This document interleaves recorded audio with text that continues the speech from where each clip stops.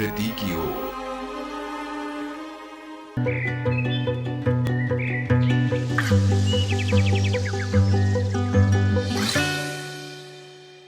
नमस्कार, दूरदर्शन किसान चैनल पे आपका स्वागत है। आप देख रहे हैं कार्यक्रम प्रकृति की ओर। आज महानगर की दौड़ती भागती जिंदगी हमें अपने प्रकृति से दूर लिए जा रही है। हम अपनी ज़रूरतों को पूरा करने के लिए प्राकृतिक संसाधन जैसे पहाड़, नदी नाले, पेड़ पौधों को नुकसान पहुंचाने में ज़रा भी देर नहीं लगाते हैं। पर क्या हमने कभी सोचा है कि ये हमें क्या हो गया है? हम क्यों अपनी प्रकृति से इतने दूर होते जा रहे हैं, उस प्रकृति से जिसके होने से ही हमारा अस्तित्व है। ऐसे में ज़रूरत है कुछ ऐसे स्थलों के विकास की जहाँ पर हमारे प्राकृतिक संसाधनों को संजोकर रखा जा सके। ऐसा ही एक स्थल है अरावली बायोडाइवर्सिटी पार्क, जहां पर हमारे वातावरण को और प्राकृतिक संसाधनों को संजोकर रखने का एक प्रयास किया जा रहा है। तो आइए चलते हैं पार्क के अंदर और लेते हैं कुछ और जानकारी।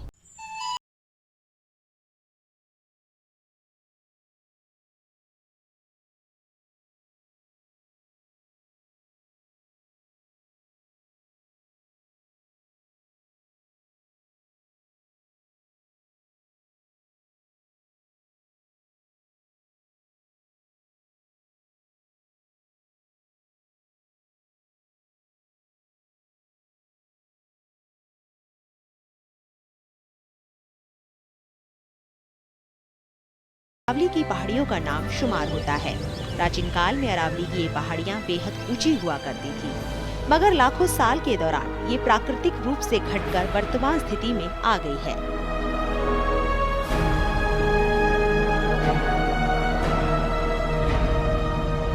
हरियाणा के गुरुग्राम में इस पहाड़ी की चट्टानी पर्वत श्रेणियां मौजूद है। कार्ब डेटिंग की वैज्ञानिक विधि से इस बात का पता चलता है कि इन पहाड़ियों के गर्भ में कॉपर और दूसरी कई धातुएं बड़ी मात्रा में मिलती है, और यही वजह है कि सदियों से लोग इनका खनन करके ये धातु निकालते रहे हैं।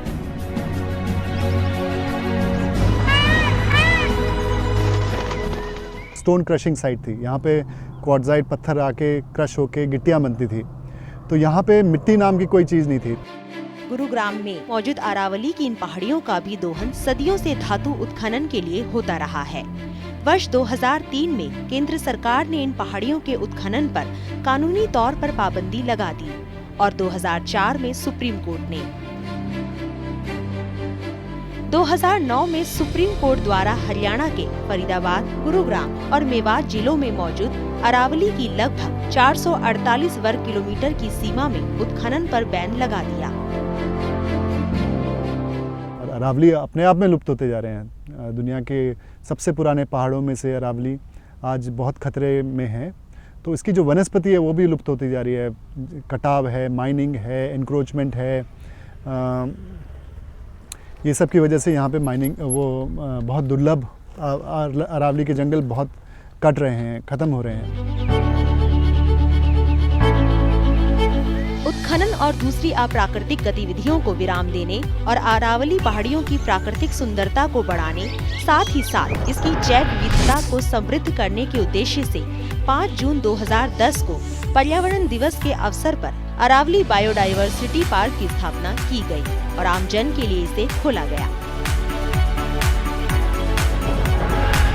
350 एकड़ में फैले इस पार्क को IIM गुड़गांव और गुरुग्राम नगर निगम के संयुक्त प्रयास से संचालित किया जाता है।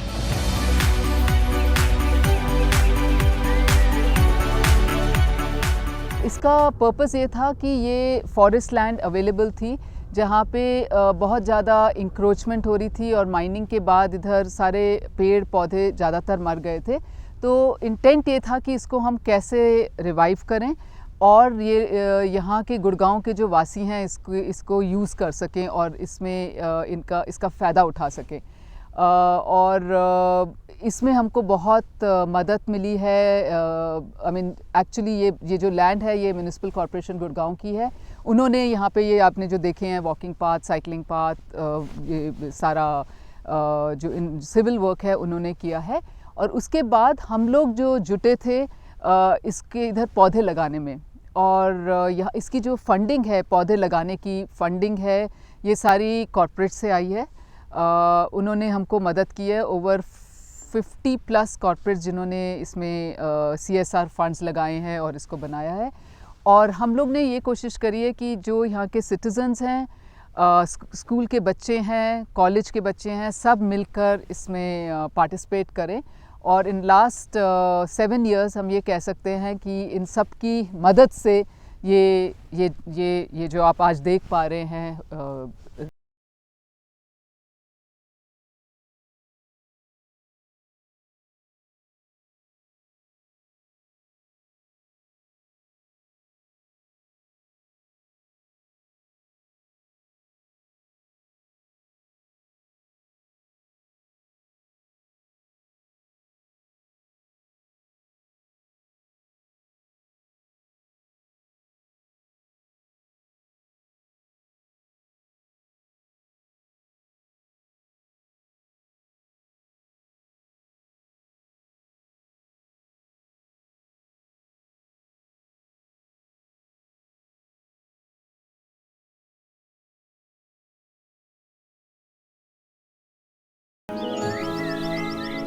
Aravalli biodiversity park Mehrauli Gurugram road पर गुरु द्रोणाचार्य मेट्रो स्टेशन के करीब स्थित है। दिल्ली से चलकर इस पार्क तक पहुंचने के लिए सबसे अच्छा और आसान रास्ता है कि आप भिटोरनी मेट्रो स्टेशन पार करके अपने दाहिनी ओर पहला यू टर्न लें। यहाँ पर आपको बाईं ओर नो पार्किंग का बोर्ड दिखेगा। आप इस तरफ आगे बढ़े, आपको एक ढलान मिलेगी जहाँ पर विजिटर को अपनी गाड़ी लगाकर अरावली बायोडायवर्सिटी पार्क में जाना होता है। कार्यक्रम में वक्त हो चला है अभी एक छोटे से ब्रेक का। ब्रेक के बाद लेंगे कुछ और जानकारियाँ इस बायोडायवर्सिटी पार्क के बारे में।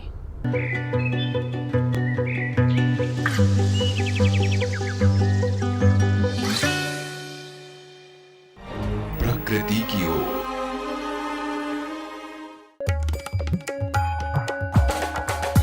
बढ़ेगा दलहन तिलहन का भाव, सब्जियां दिखाएंगी कब तक ताव, मसालों की मंडी में कैसी है बयान, कब गरमाएगा गेहूं का बाजार, कहां बिकेगा अच्छे भाव में धान। मंडी खबर में ऐसे हर सवाल पर ध्यान। सोमवार से शनिवार सुबह 8 बजे देखिए दूरदर्शन किसान पर।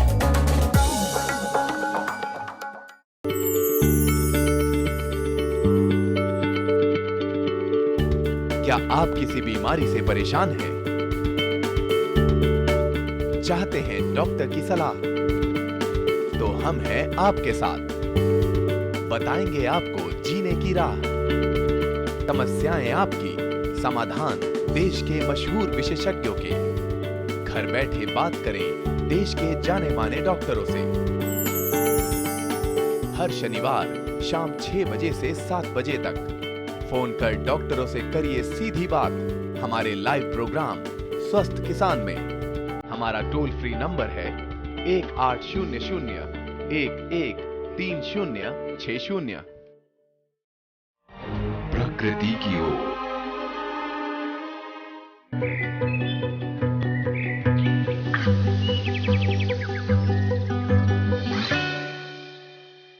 अरावली बायोडायवर्सिटी जैसे प्राकृतिक स्थल हमें प्रकृति से जोड़ने का काम करते हैं। इसके साथ ही ये बच्चों में अपने पर्यावरण को लेकर एक लगाव उत्पन्न करने का भी प्रयास कर रहे हैं। ये प्रयास ये कैसे करते हैं, आइए जानते हैं इसके बारे में।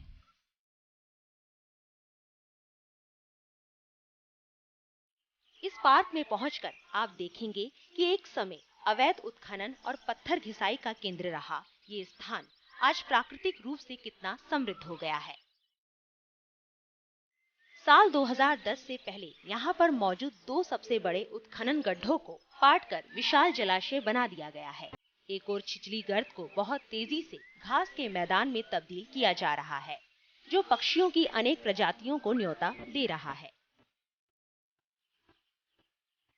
समृद्ध जैव विविधता के अलावा ये पार्क आसपास के नागरिकों और बच्चों के लिए जॉगिंग, ट्रैकिंग, बर्ड वॉचिंग और सांस्कृतिक गतिविधियों के एक केंद्र के तौर पर उभर रहा है।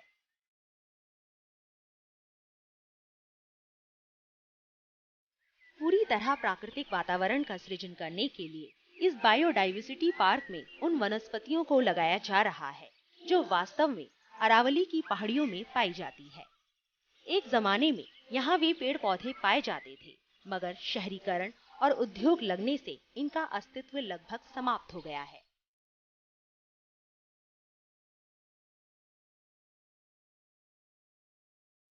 साल 2010 से पहले इस इलाके में कुछ जगहों पर वनस्पति के नाम पर केवल विलायती कीकर के जंगल दिखते थे, मगर आज का दृश्य एकदम बदल गया है।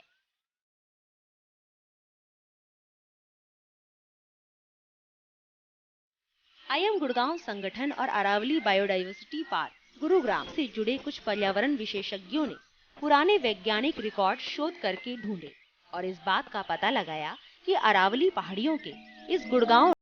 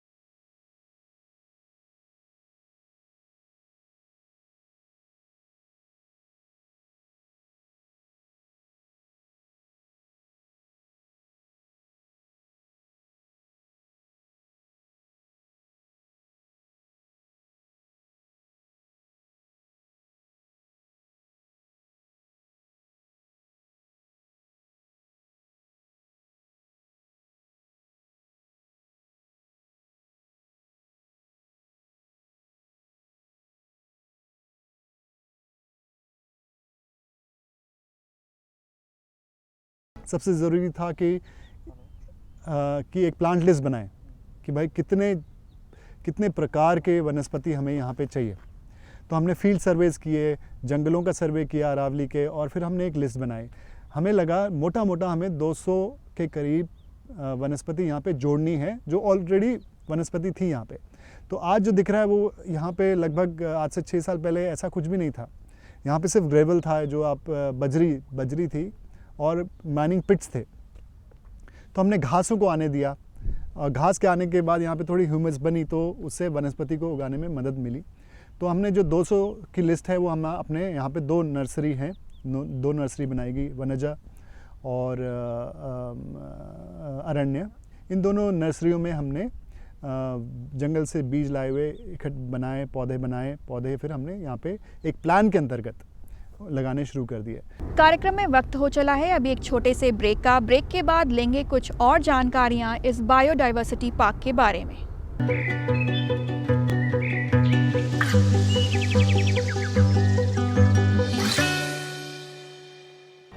प्रकृति की ओर। मौसम की आंख मिचौली में कैसे जीते किसान, क्या नया करने से होगी खेती फायदेमंद और आसान। जाने माने कृषि वैज्ञानिक रोज आपको बताएं इस मौसम में कौन सी फसल कैसे लगाएं, कैसे बढ़ाएं। कौन कीट है दुश्मन फसल का, कौन है खेती का मित्र। वैज्ञानिक सोच के रंगों से लहलहाए खेती का चित्र। मौसम खबर देखें रोजाना सुबह 8:30 बजे दूरदर्शन किसान पर। क्या सोचते हैं वो जिन्हें चुना आपने,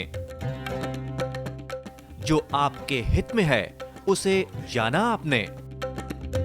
पूछेंगे हर वो सवाल जो रखता है आपसे सरोकार।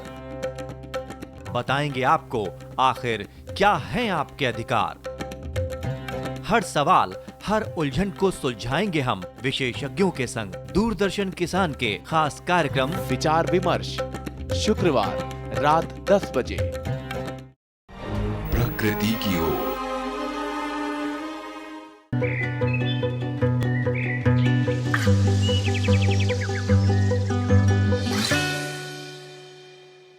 अरावली बायोडायवर्सिटी पार्क जैसे प्राकृतिक स्थल में कई वनस्पतियों और वन्य जीवों को भी संरक्षित करने का काम जारी है। इनमें से कई ऐसी प्रजातियां हैं जो शायद विलुप्ति के कगार पर हैं और बहुत सी ऐसी प्रजातियां भी हैं जो शायद विलुप्त हो चुकी हैं।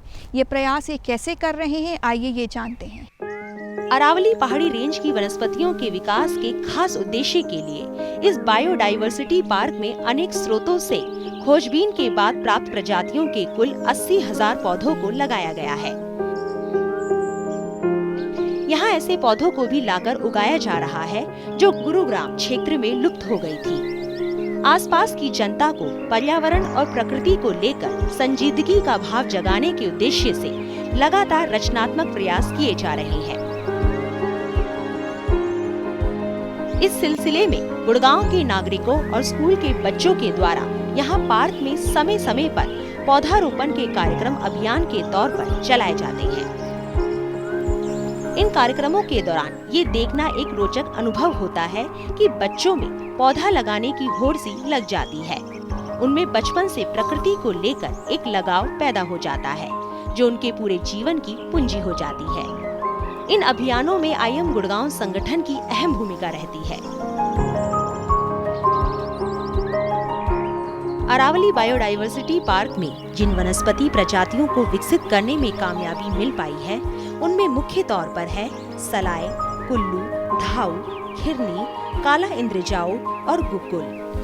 वृक्षों के साथ साथ यहाँ पर बांस के जंगल भी लगाए गए हैं। इन वनस्पतियों के विकास से लोगों को यहाँ पर गुरुग्राम शहर के बीचों बीच एक मिनी जंगल सा एहसास मिलता है।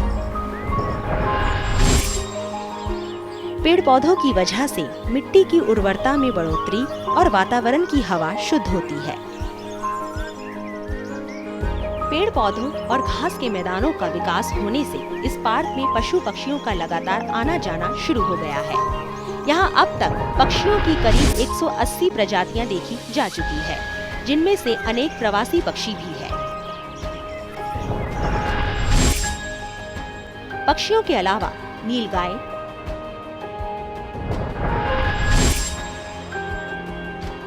खरगोश,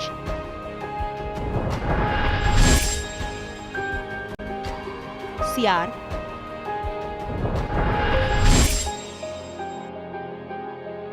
नेवला, बिस्खोपरा और दूसरे अनेक प्राणियों का भी ये एक प्राकृतिक आवास बनता जा रहा है। अनेक प्रकार की तितलियां और कीट पतंगे भी इस पार्क की शोभा बढ़ाते हैं। पेड़ पौधों की भरमार से चिड़िया अपना घोंसला यहाँ बनाकर रहने लगी है। गुरुग्राम का ये बायोडायवर्सिटी पार्क तकरीबन 180 पक्षी प्रजातियों का घर बना हुआ है। प्रवासी पक्षी भी बड़ी संख्या में इस आश्रय स्थल में पहुंचते हैं। गरुड़, गिद्ध, बाज, भारतीय उल्लू, पीली आंखों वाली बादुनी चिड़िया, सनबर्ड, कोयल, भारतीय रोबिन और मोर यहाँ पर पाए जाने वाले कुछ खास पक्षी हैं। अरावली बायोडायवर्सिटी पार्क में 2 बड़े तालाबों को भी साल 2013 में तैयार किया गया था। इनमें मौजूद पानी आसपास के इलाकों की भूमि में पहुंचता है और इन प्रयासों से यहाँ का भूजल स्तर बहुत तेजी से ऊपर उठ रहा है। पर्यावरण की दृष्टि से जल संरक्षण के लिए ये एक बेहद सराहनीय प्रयास है।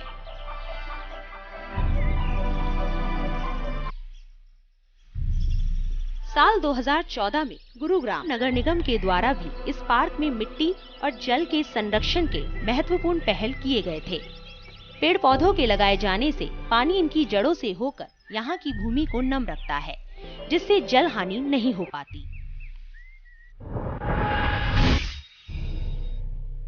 ड्रिप इरिगेशन, सीवेज ट्रीटमेंट और मल्चिंग जैसे वैज्ञानिक तरीकों से भी अरावली बायोडायवर्सिटी पार्क में जल संरक्षण के प्रयास किए जाते हैं। इस पार्क में क्योंकि हम लोग नेटिव प्लांट करते हैं, हम लोग को उनको देखभाल सिर्फ 3 साल तक करना पड़ता है। उसके बाद वो यहाँ पे अडेप्ट हो जाते हैं और उसकी देखभाल की ज़रूरत नहीं पड़ती है। तो इस तरह से मेंटेनेंस भी हमारा कम रहता है वर्सेस कहीं और अगर हम नेटिव नहीं करें। एक चीज़ और जो हमने अलग की है यहाँ पे, ड्रिप इरिगेशन लगाया है पहली बार जंगल में। तो ड्रिप इरिगेशन से सिर्फ ग्रेविटी से काम करता है। हमने टैंक ऊपर लगा के और पाइप से नीचे पानी आता है। उससे एक तो पानी का बहुत बचाव होता है और हमारा लेबर और चीज़ें काम कर पाता है। तो वो काफ़ी अलग सी चीज़ की है हमने यहाँ पे, क्योंकि कहीं और कभी जंगल में ऐसा ड्रिप लगा नहीं है। तो हमारे करीबन 30,000 पौधे ड्रिप में हैं। खुले आकाश के नीचे इस पार्क में बनाया गया एम्फी थिएटर यहाँ का एक महत्वपूर्ण आकर्षण है। इस जगह पर सांस्कृतिक कार्यक्रमों के आयोजन किए जाते हैं।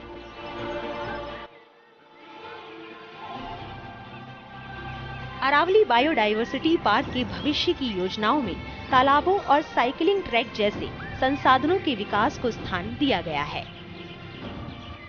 तालाबों के विकास से गुड़गांव की भूमि का जल स्तर तो सुधरेगा ही, साथ ही प्रवासी पक्षियों का आवागमन तेजी से बढ़ेगा।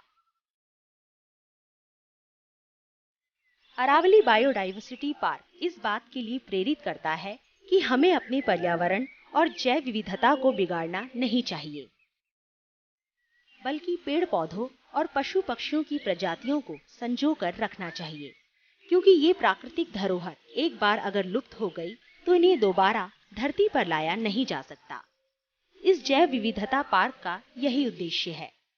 आज जरूरत इसी बात की है कि लोगों को जैव विविधता को बचाने की प्रेरणा देने के लिए देश के बाकी हिस्सों में भी अरावली बायोडायवर्सिटी पार्क जैसे संरक्षण केंद्रों का विकास किया जाए।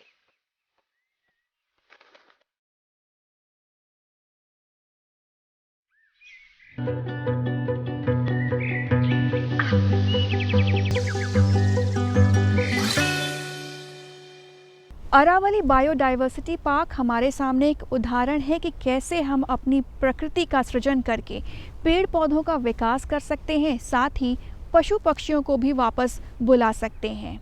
हमारी ये प्रकृति बहुत ही अनमोल धरोहर है और हमें ये याद रखना चाहिए कि इसके रहने से ही हमारा अस्तित्व है। हम अपनी प्रकृति को जितना संवारेंगे उतना ही ये पर्यावरण साफ, स्वच्छ और जीने लायक बनेगा। इसे नुकसान पहुंचाने के बारे में तो हमें सोचना भी नहीं चाहिए। तो आज के कार्यक्रम में बस इतना ही। अगले हफ्ते मिलेंगे किसी और विषय के साथ। तब तक के लिए हमारी पूरी टीम को दीजिए इजाज़त। नमस्कार।